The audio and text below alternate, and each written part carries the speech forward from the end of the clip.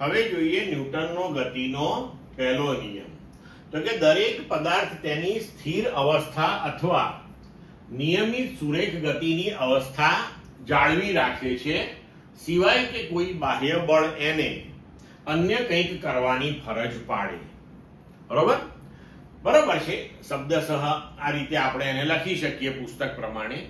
પણ તમે જો આને સમજો તો તરત જ ખબર પડે કે ન્યૂટનનો ગતિનો પહેલો નિયમ જે છે એ જડત્વનો નિયમ જ છે.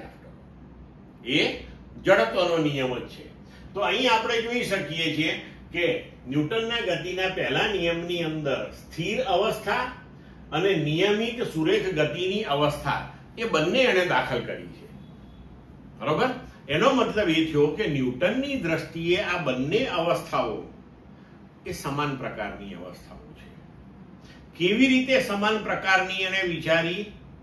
તો કે સ્થિર પદાર્થ હોય તો વેગ શૂન્ય હોય, વેગ શૂન્ય હોય તો પ્રવેગ પણ શૂન્ય હોય. હવે જો નિયમિત સુરેખ ગતિ હોય તો વેગ અચળ હોય, વેગ અચળ હોય તો વેગનો ફેરફાર શૂન્ય હોય.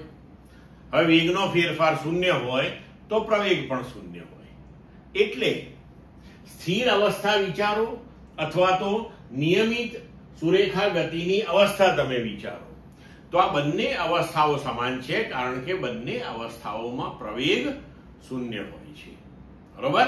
તો અહીં આપણે કહી શકીએ કે ન્યૂટનનો ગતિનો પહેલો નિયમ છે એને તમે આવી રીતે પણ લખી શકો કે જો પદાર્થ પર લાગતું બાહ્ય બળ શૂન્ય હોય તો તેનો પ્રવેગ શૂન્ય હોય છે, અને જો પદાર્થ પર ચોખ્ખું બાહ્ય બળ લાગતું હોય તો જ તેનો પ્રવેગ અશૂન્ય હોય છે.